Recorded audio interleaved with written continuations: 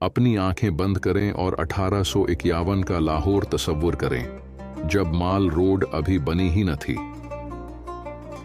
बरतानवी हुकूमत ने अभी पंजाब का कंट्रोल संभाला था और लाहौर एक नए दौर में दाखिल हो चुका था। अचानक हैजे की एक तेज और जानलेवा वबा फूट पड़ी।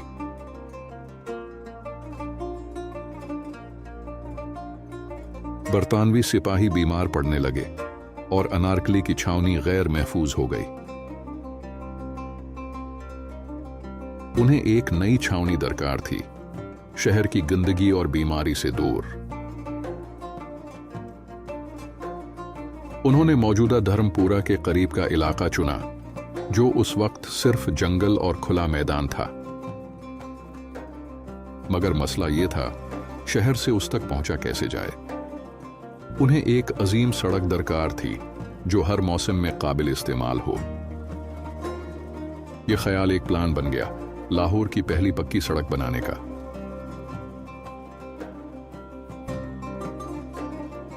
यह सड़क अनारकली को नई छावनी से जोड़ती। एक नया रास्ता होगा जो सब कुछ बदल देगा। सर हेनरी लॉरेंस ने इस मंसूबे की क़ियादत की, लाहौर के मुस्तकबिल को सामने रखते हुए।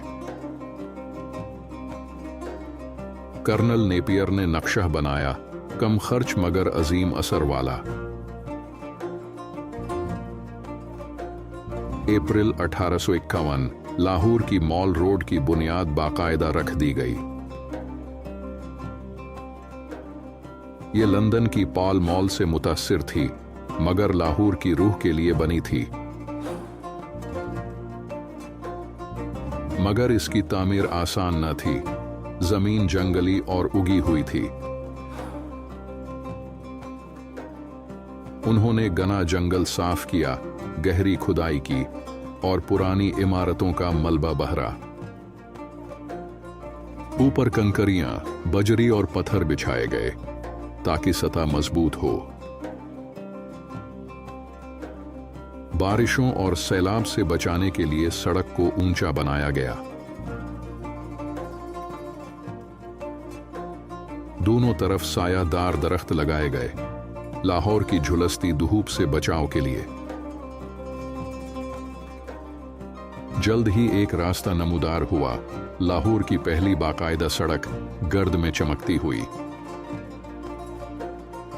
1853 तक सड़क की बुनियाद मुकम्मल हो चुकी थी और दरख्त उगने लगे थे। सिख दौर की एक हवेली को ब्रिटिश रेजिडेंसी में बदल दिया गया।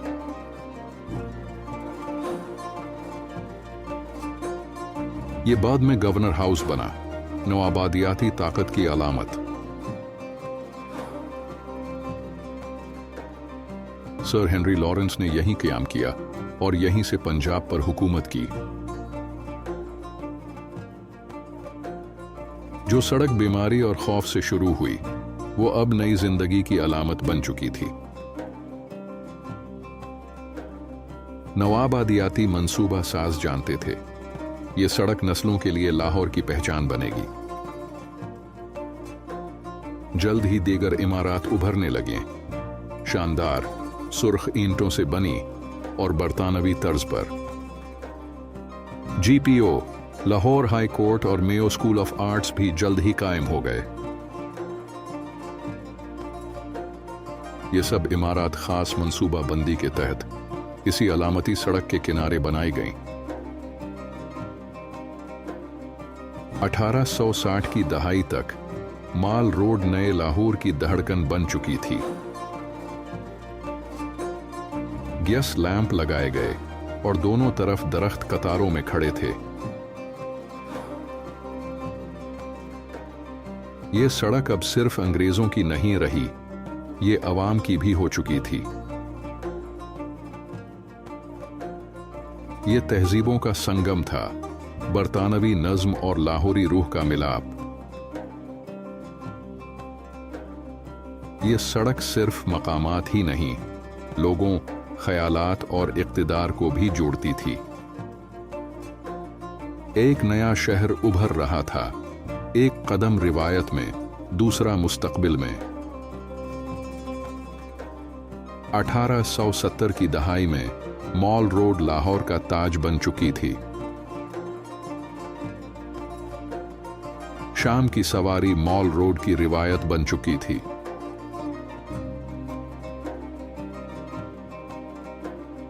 तालीम याफ्ता तबका और अशराफिया साथ साथ चहलकदमी करते।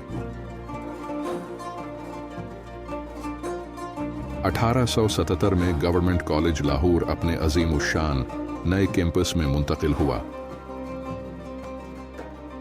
ये सड़क सिर्फ शहरी न थी, ये इल्म व सकाफत का बाग थी।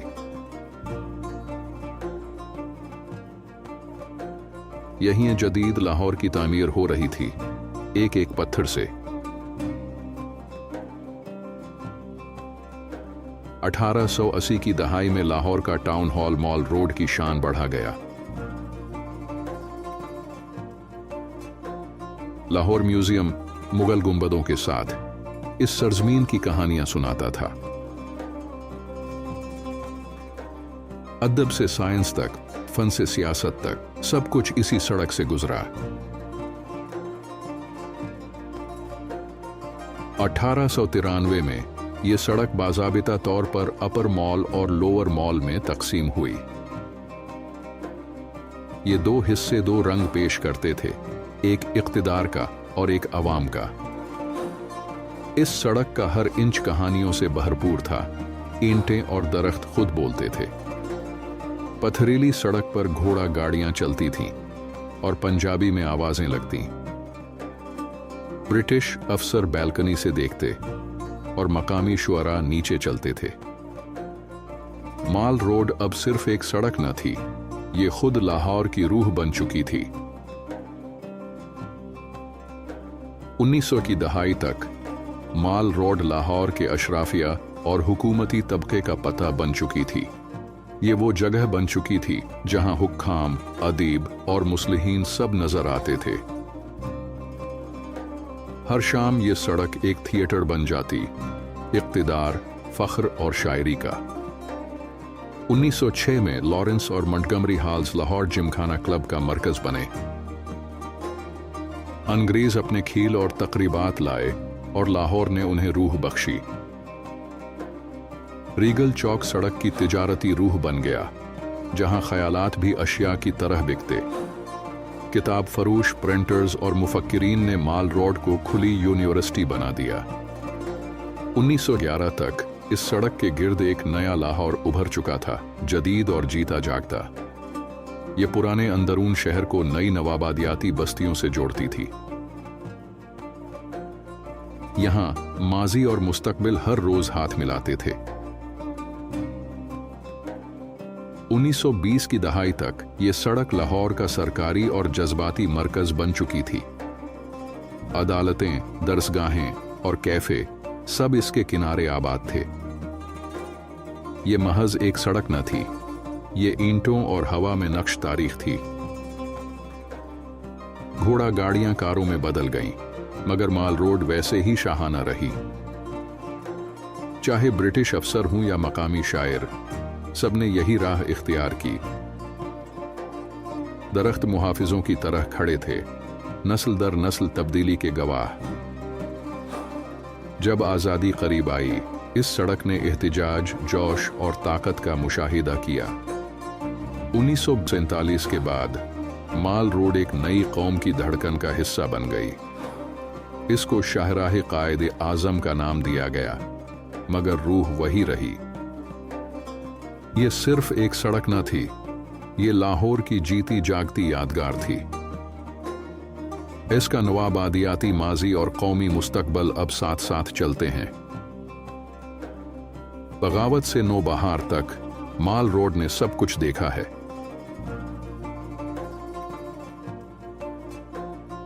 ये लाहौर की कहानी की रीढ़ की हड्डी है, मजबूत, बावकार, कायम दायम। जरा देखें, हर ईंट तारीख बोलती है, हर दरख्त राज समेटे हुए है।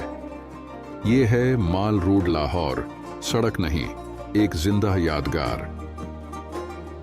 इस सड़क पर चहल कदमी ऐसे है जैसे वक्त में सफर हो।